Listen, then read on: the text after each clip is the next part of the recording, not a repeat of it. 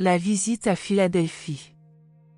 Au cours de toute cette période de ministère en Pérée, quand il est fait mention de Jésus et des apôtres visitant les diverses localités où les 70 étaient à l'œuvre, il faut se rappeler qu'en règle générale, durant cette période, Jésus n'était accompagné que de 10 apôtres, car d'habitude il en laissait au moins 2 à Péla pour instruire la multitude.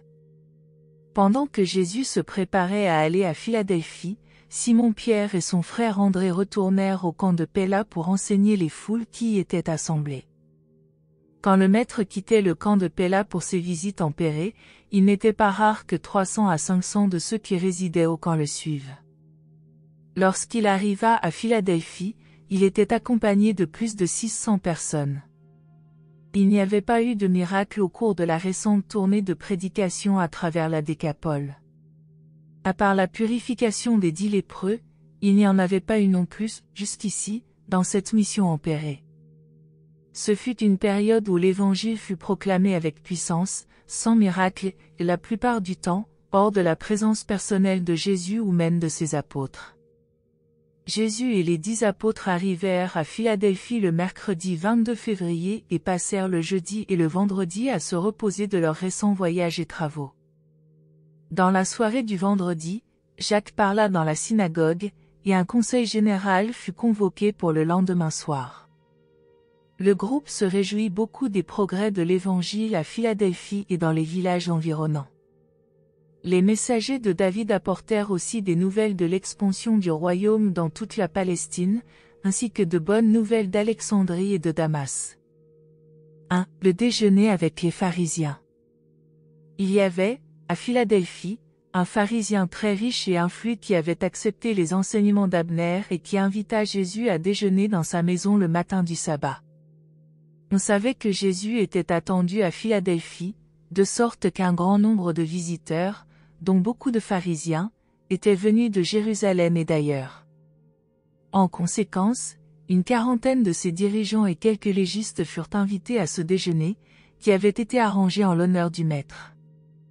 Tandis que Jésus s'attardait près de la porte en causant avec Abner et après que l'hôte se fut assis, un des principaux pharisiens de Jérusalem, membre du Sanhédrin, entra dans la salle. Selon son habitude, il alla directement à la place d'honneur, à la gauche du maître de maison. Mais cette place avait été réservée à Jésus et celle de droite à Abner. L'hôte fit signe aux pharisiens de Jérusalem de s'asseoir 4 sièges plus loin à gauche, et ce dignitaire fut très offensé de ne pas recevoir la place d'honneur. Bientôt, tous les invités furent assis et prirent plaisir à converser entre eux, car ils étaient en majorité des disciples de Jésus ou sympathisaient avec l'Évangile. Seuls ses ennemis notèrent le fait que le maître n'avait pas observé le rite du lavage cérémoniel des mains avant de s'asseoir pour manger. Abner se lava les mains au commencement du repas, mais non durant le service. Vers la fin du repas, un homme venant de la rue entra dans la salle. Il avait longtemps souffert d'une maladie chronique, maintenant, il était hydropique. Cet homme était un croyant et avait récemment été baptisé par les compagnons d'Abner. Il ne demanda pas à Jésus d'être guéri, mais le maître savait bien que ce malade était venu au moment du déjeuner, espérant ainsi éviter la foule qui se pressait le reste du temps autour de Jésus et avoir ainsi plus de chances d'attirer son attention. Cet homme savait que les miracles étaient alors rares, mais il avait supputé intérieurement que son triste état attirait peut-être la compassion du maître. Il ne s'était pas trompé, car, dès son entrée dans la salle, le maître et le prétentieux pharisien de Jérusalem le remarquèrent. Le pharisien ne tarda pas à exprimer son ressentiment de voir un hôte pareil autorisé à entrer dans la salle. Mais Jésus regarda le malade et lui sourit avec tant de bienveillance que l'arrivant s'approcha et s'assit sur le sol. À la fin du repas, Jésus promena son regard sur les convives puis, après avoir jeté un regard significatif à l'homme atteint d'hydropisie, il dit, « Mes amis, éducateurs en Israël et savants légistes, je voudrais vous poser une question. Est-il licite ou non de guérir les malades et les affligés le jour du sabbat ?» Mais les assistants connaissaient trop bien Jésus, ils se tinrent coi et ne répondirent pas à sa question. Alors, Jésus se dirigea vers l'endroit où le malade était assis, le prit par la main et dit, « Lève-toi et va ton chemin. » Tu n'as pas demandé à être guéri, mais je connais le désir de ton cœur et la foi de ton âme. » Avant que l'homme n'eût quitté la salle, Jésus revint à sa place et s'adressa aux convives attablés en disant, « Mon Père accomplit de telles œuvres, non pour vous inciter à entrer dans le royaume, mais pour se révéler à ceux qui s'y trouvent déjà. Vous pouvez percevoir que faire de telles choses, c'est agir à la façon du Père, car lequel d'entre vous, si son animal favori tombait dans le puits le jour du sabbat, ne sortirait pas immédiatement pour l'en tirer ? » Puisque personne ne voulait lui répondre et que son hôte approuvait évidemment la tournure que prenaient les événements, Jésus se leva et dit à tous les assistants, « Mes frères, quand vous êtes invités à un festin de mariage, ne vous asseyez pas à la place d'honneur, de crainte qu'un homme plus honoré que vous ait été invité, et que l'hôte ne soit obligé de venir vous prier de céder votre place à cet autre invité d'honneur. Dans ce cas, vous serez prié, à votre honte, de prendre une place inférieure à la table. Quand vous êtes invité à une fête, il est sage, en arrivant à la table du festin, de chercher la place la plus humble et de vous y asseoir. Alors, en parcourant des yeux l'assemblée des convives, le maître de maison pourra vous dire, « Mon ami, pourquoi t'es-tu assis à une place si humble? Monte plus haut. » Alors, ce modeste sera glorifié en présence des autres convives. N'oubliez pas ceci, quiconque s'élève sera abaissé, mais quiconque s'humilie sincèrement sera élevé. Donc, si vous recevez à dîner ou si vous offrez un souper, n'invitez pas toujours vos amis, vos frères, votre famille ou vos riches voisins, afin qu'à leur tour, ils vous invitent à leur festin à titre de récompense. Si vous offrez un banquet, invitez parfois les pauvres, les infirmes et les aveugles. De cette manière, vous serez bénis dans votre cœur, car vous savez bien que les boiteux et les estropiés ne peuvent vous rembourser vos soins affectueux. 2. La parabole du grand souper. Après que Jésus eut fini de parler à la table du pharisien, l'un des légistes présents voulut rompre le silence et dit étourdiment, « Béni soit celui qui mangera du pain dans le royaume de Dieu », ce qui était une expression courante à l'époque. Alors, Jésus conta une parabole dont même son hôte bienveillant fut obligé de faire son profit. Il dit, « Un certain dirigeant offrit un grand souper auquel il invita de nombreux convives. À l'heure du souper, il dépêcha ses serviteurs pour dire aux invités, « Venez, car tout est maintenant prêt. » Mais les invités commencèrent unanimement à s'excuser. Le premier dit, « Je viens d'acheter une ferme, et il faut absolument que j'aille l'inspecter, je te prie de m'excuser. » Un autre dit, « J'ai acheté 5 couples de béhufs, et il faut que j'aille les recevoir, je te prie de m'excuser. » Un autre encore dit, « Je viens de prendre femme, et à cause de cela je ne puis venir. » Les serviteurs revinrent donc rapporter cela à leur maître. Alors, le maître de la maison fut très irrité, il se tourna vers ses serviteurs et dit, « J'ai préparé ce festin de mariage, les jeunes bêtes grasses sont tuées et tout est prêt pour mes invités, mais ils ont dédaigné mon invitation. Chacun est allé vers ses terres et ses marchandises, et ils ont même manqué de respect envers mes serviteurs qui leur demandaient de venir à mon festin. Allez donc promptement dans les rues et les ruelles de la ville, sur les grandes routes et les chemins, et amenez ici les pauvres et les déshérités, les aveugles et les boiteux, pour qu'il y ait des convives au festin de mariage. » Les serviteurs firent ce que leur maître ordonnait, même alors, il y restait de la place pour d'autres invités. Alors, ce Seigneur dit à ses serviteurs, « Allez maintenant sur les routes et dans la campagne, et amenez de force ceux qui s'y trouvent, pour que ma maison soit remplie. Je déclare qu'aucun des premiers invités ne goûtera à mon souper. » Et les serviteurs firent ce que leur maître leur ordonnait, et la maison fut remplie. Lorsque les convives du pharisien entendirent ces paroles, ils partirent et rentrèrent chacun chez eux. Parmi les pharisiens sarcastiques présents ce matin-là, il y en eut au moins un qui comprit la signification de cette parabole, car il fut baptisé le jour même et confessa publiquement sa foi dans l'évangile du royaume. Ce soir-là, Abner fit un sermon sur cette parabole au conseil général des croyants. Le lendemain, tous les apôtres entreprirent l'exercice philosophique consistant à essayer d'interpréter la signification de cette parabole du grand souper.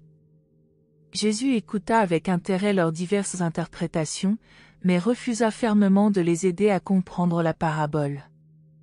Il se borna à dire que chacun en trouve la signification pour lui-même et dans son âme. 3. La femme qui avait un esprit d'infirmité.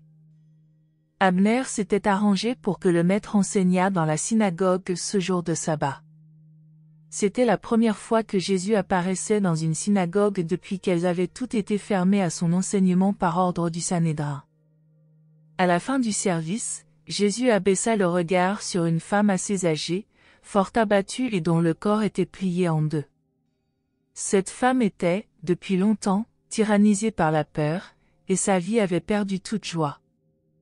Jésus descendit de l'estrade, s'approcha d'elle, toucha à l'épaule son corps courbé et lui dit, « Femme, si seulement tu voulais croire, tu pourrais être entièrement libérée de ton esprit d'infirmité. » Et cette femme, qui avait été courbée et liée depuis plus de 18 ans par les dépressions de la peur, crut aux paroles du Maître, elle se redressa immédiatement en vertu de sa foi. Voyant qu'il lui avait été donné de pouvoir se tenir droite, elle éleva la voix et glorifia Dieu. L'infirmité de cette femme était entièrement mentale, la courbure de son corps provenait de son mental déprimé. Malgré cela, le public crut que Jésus avait guéri une véritable infirmité physique. L'assemblée de Philadelphie accueillait favorablement les enseignements de Jésus, mais le chef de la synagogue était un pharisien hostile. Il partagea l'opinion de l'assemblée que Jésus avait guéri une maladie physique et s'indigna de ce que Jésus ait osé le faire un jour de sabbat. Il se dressa donc devant l'assemblée et dit, « Les hommes n'ont-ils pas 6 jours pour effectuer tout leur travail? Venez donc vous faire guérir pendant les jours ouvrables, mais non le jour du sabbat. » Après ces paroles du chef hostile, Jésus remonta sur l'estrade des orateurs et dit, « Pourquoi jouer un rôle d'hypocrite? Chacun de vous, le jour du sabbat, ne détache-t-il pas son bœuf de l'étable pour le conduire à l'abreuvoir? Si cette bonne action est licite le jour du sabbat, cette femme, une fille d'Abraham que le mal a courbée pendant 18 ans, ne devrait-elle pas être délivrée de cette servitude et conduite à s'abreuver aux eaux de la liberté et de la vie, même en ce jour du sabbat? Tandis que la femme continuait à glorifier Dieu, l'assemblée se réjouit avec elle de sa guérison, et le critique fut couvert de honte. Comme suite à sa critique publique de Jésus en ce jour de sabbat, le chef de la synagogue fut destitué et remplacé par un disciple de Jésus. Jésus délivrait fréquemment, de leur esprit d'infirmité, de leur dépression mentale et de leur asservissement à la crainte, ces victimes de la peur. Mais la population croyait que toutes ces afflictions étaient soit des infirmités physiques, soit des possessions par de mauvais esprits. Jésus enseigna de nouveau dans la synagogue le dimanche. Ce jour-là à midi, de nombreux croyants furent baptisés par Abner dans la rivière qui coulait au sud de la ville. Le lendemain matin, Jésus et les 10 apôtres seraient repartis pour Pélas si l'un des messagers de David n'était arrivé, apportant à Jésus un message urgent de la part de ses amis de Béthanie près de Jérusalem. 4. Le message de Béthanie. Très tard dans la soirée du dimanche 26 février, un coureur arriva de Béthanie à Philadelphie, apportant un message de Marthe et Marie disant, « Seigneur, celui que tu aimes est très malade. » Ce message parvint à Jésus à la fin de la conférence du soir, juste au moment où il prenait congé des apôtres pour la nuit. Tout d'abord, Jésus ne répondit rien. Il se produisit un de ces étranges intermèdes, un temps où il paraissait être en communication avec quelque chose d'extérieur à lui, situé au-delà de lui. Puis il releva les yeux et s'adressa au messager de sorte que les apôtres purent l'entendre dire, « Cette maladie ne va pas réellement jusqu'à la mort. Ne doutez pas qu'elle puisse être utilisée pour glorifier Dieu et exalter le Fils. » Jésus avait beaucoup d'amitié pour Marthe, Marie et leur frère Lazare. Il les aimait d'une affection fervente. Sa première pensée humaine fut d'aller immédiatement à leur secours, mais une autre idée apparut dans son mental conjugué. Il avait à peu près abandonné l'espoir de voir les dirigeants juifs de Jérusalem accepter un jour le royaume, mais il aimait toujours son peuple, et maintenant se présentait à lui un plan qui donnerait, aux scribes et aux pharisiens de Jérusalem, une chance de plus d'accepter ses enseignements. Il décida, si son père le voulait, de faire, de cet ultime appel à Jérusalem, la manifestation extérieure la plus profonde et la plus stupéfiante de toute sa carrière terrestre. Les Juifs restaient attachés à l'idée d'un libérateur accomplissant des prodiges, et Jésus refusait de s'abaisser à des prodiges matériels ou de faire des démonstrations temporelles de pouvoir politique. En la circonstance, il demanda cependant le consentement du Père pour manifester son pouvoir non encore démontré sur la vie et la mort. Les Juifs avaient l'habitude d'enterrer leurs morts le jour de leur décès, ce qui était une pratique nécessaire dans un climat aussi chaud. Il arrivait souvent qu'ils mettaient au tombeau un individu simplement plongé dans le coma, de sorte qu'au bout de 2 jours, ou même de 3, ce pseudomort sortait de la tombe. D'après la croyance des Juifs, l'esprit ou l'âme pouvait s'attarder près du corps pendant 2 ou 3 jours, mais ne restait jamais après le 3e jour. Selon eux, la décomposition était bien avancée le 4e jour, et personne ne revenait jamais de la tombe après ce laps de temps. C'est pourquoi Jésus demeura encore 2 jours pleins à Philadelphie avant de se préparer à partir pour Béthanie. En conséquence, le mercredi matin de bonne heure, il dit à ses apôtres, « Préparons-nous immédiatement à aller une fois de plus en Judée. » Après avoir entendu leur maître dire cela, les apôtres se retirèrent à l'écart pendant un temps pour se consulter entre eux. Jacques prit la direction des débats, et les apôtres furent unanimes à penser que c'était pure folie que de permettre à Jésus de retourner en Judée. Ils revinrent comme un seul homme pour faire part de leur opinion à Jésus. Jacques dit, « Maître, tu as été à Jérusalem il y a quelques semaines, et les dirigeants ont cherché à te faire mourir, tandis que le peuple était prêt à te lapider. À ce moment-là, tu as donné à ces hommes leur chance de recevoir la vérité, et nous ne te permettrons pas de retourner en Judée. » Alors Jésus dit, « Ne comprenez-vous pas que chaque journée a 12 heures pendant lesquelles on peut faire son travail en sécurité? Si un homme marche le jour, il ne trébuche pas, attendu qu'il a de la lumière. S'il marche la nuit, il risque de trébucher, car il est sans lumière. Tant que mon jour dure, je ne crains pas d'entrer en Judée. » Je voudrais accomplir encore une puissante œuvre pour ces Juifs. Je voudrais leur donner une chance de plus de croire, même dans les conditions qui leur plaisent, gloire extérieure et manifestation visible du pouvoir du Père et de l'amour du Fils. En outre, n'avez-vous pas compris que notre ami Lazare s'est endormi et que je voudrais aller le réveiller de ce sommeil?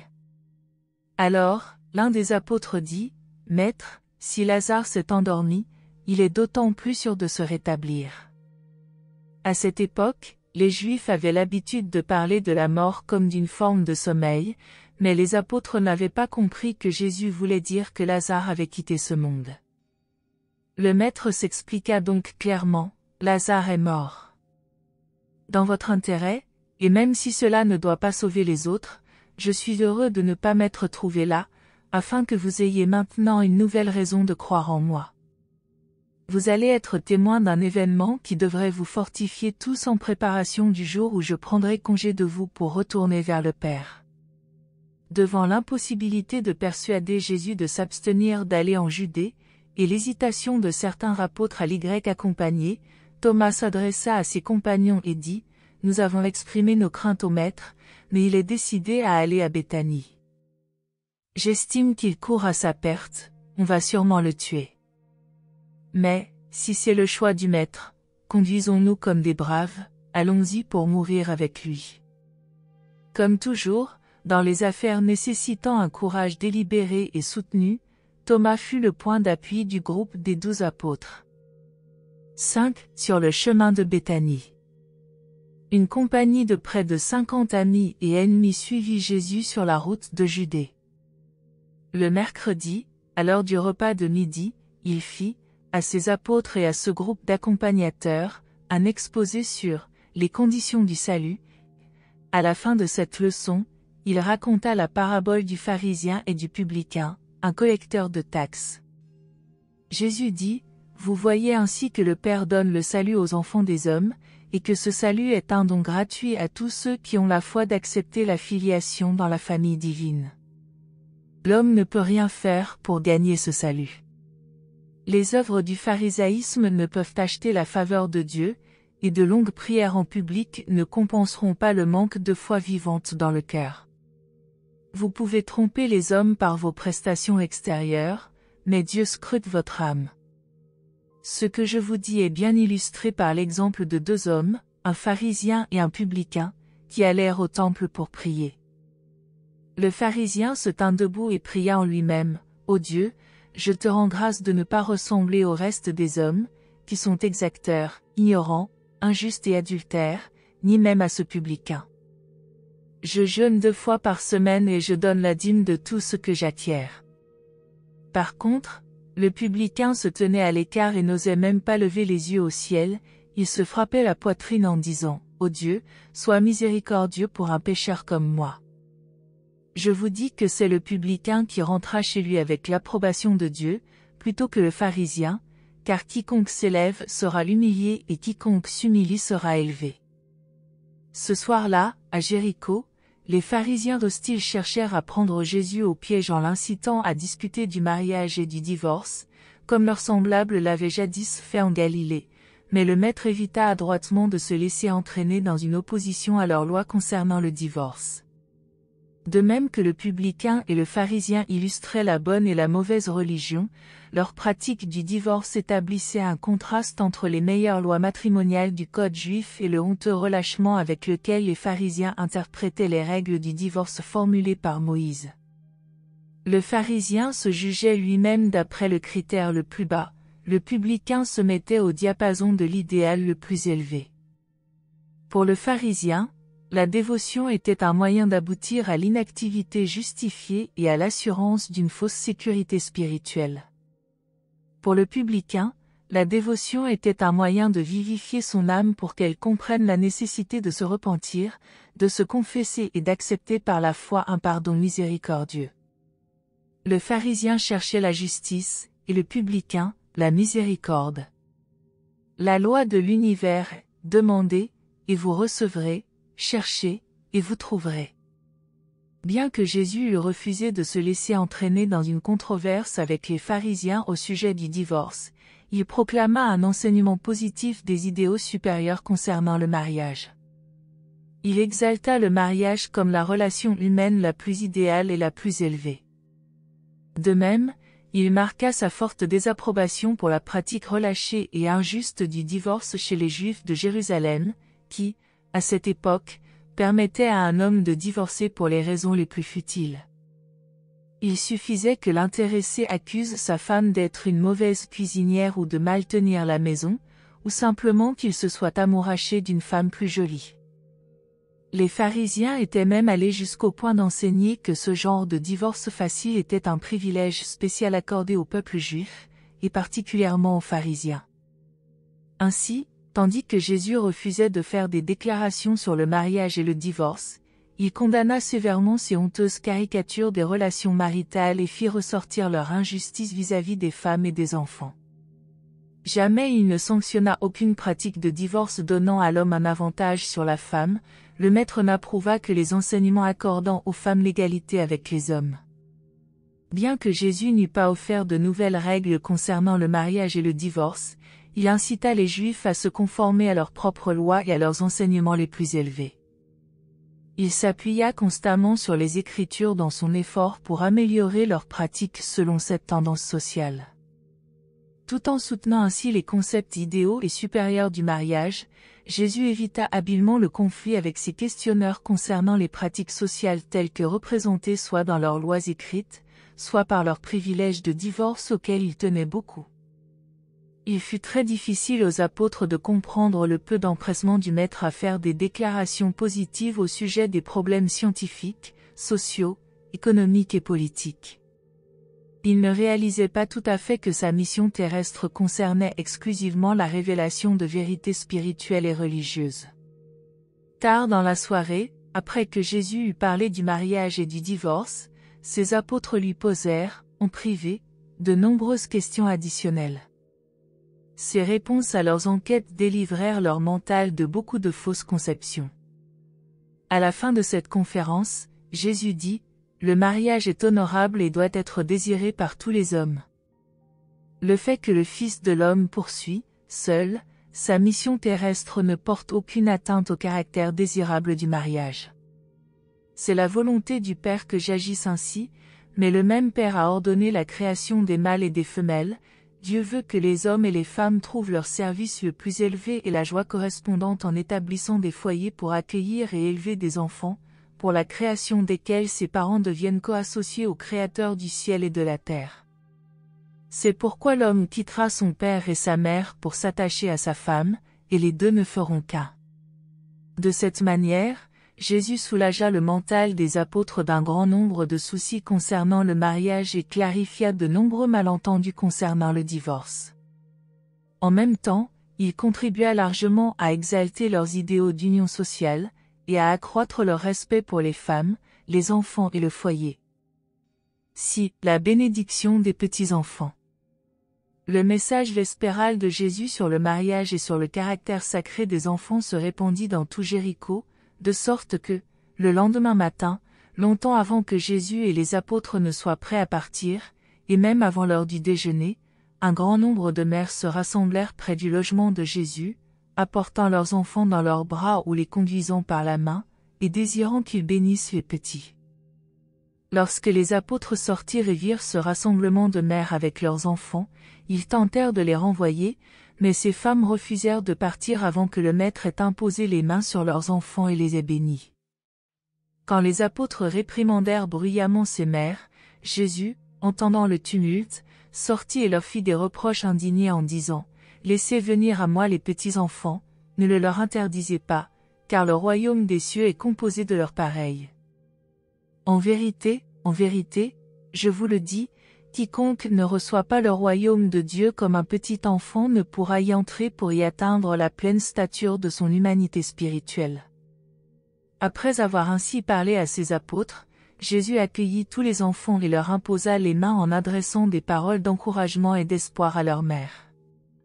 Jésus parlait souvent à ses apôtres des maisons célestes et leur enseignait que les enfants évoluant de Dieu doivent y croître spirituellement, comme les enfants grandissent physiquement sur ce monde.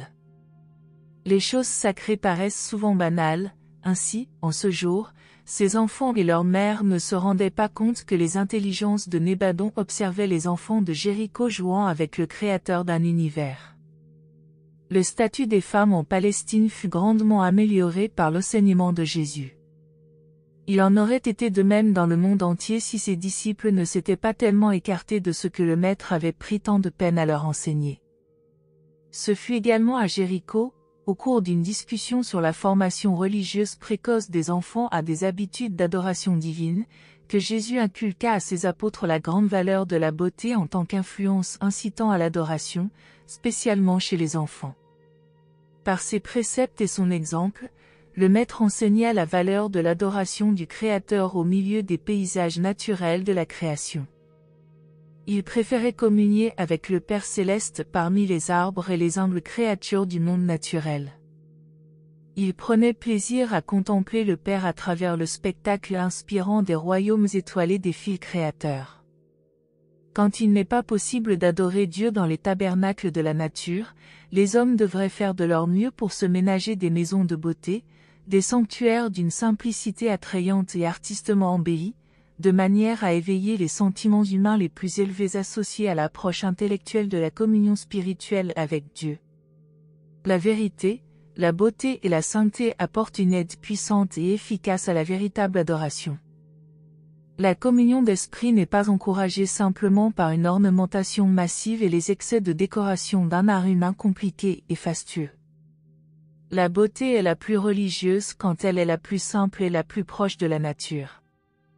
Il est bien malheureux que les petits-enfants aient leur premier contact avec les concepts du culte public dans des salles froides et nues si dépourvues de l'attrait de la beauté et inspirant si peu l'allégresse et la sainteté. Il faudrait que l'initiation de l'enfant à l'adoration ait lieu dans les paysages de la nature, et que, plus tard, il accompagne ses parents dans des édifices publics d'assemblées religieuses qui est au moins autant d'attrait matériel et de beauté artistique que la maison où il a son domicile habituel. 7. L'entretien au sujet des anges. Tandis que le groupe apostolique remontait les collines allant de Jéricho à Béthanie, Nathanaël marcha presque tout le temps aux côtés de Jésus. Leur discussion sur les rapports des enfants avec le royaume des cieux les conduisit indirectement à étudier le ministère des anges. Nathanaël finit par poser au maître la question suivante: vu que le grand prêtre est un sadducéen, et attendu que les sadducéens ne croient pas aux anges, qu'allons-nous enseigner au peuple au sujet des ministres célestes? Alors, Jésus donna, entre autres, les indications suivantes. Les armées angéliques forment un ordre séparé d'êtres créés. Ils sont entièrement différents de l'ordre matériel des créatures mortelles et opèrent comme un groupe distinct d'intelligence de l'univers. Les anges n'appartiennent pas au groupe de créatures dénommées « fils de Dieu » dans les Écritures. Ils ne sont pas non plus les esprits glorifiés des mortels qui ont poursuivi leur progrès à travers les mondes élevés des maisons. Les anges sont une création directe, et ne se reproduisent pas. Les armées angéliques n'ont qu'une parenté spirituelle avec la race humaine.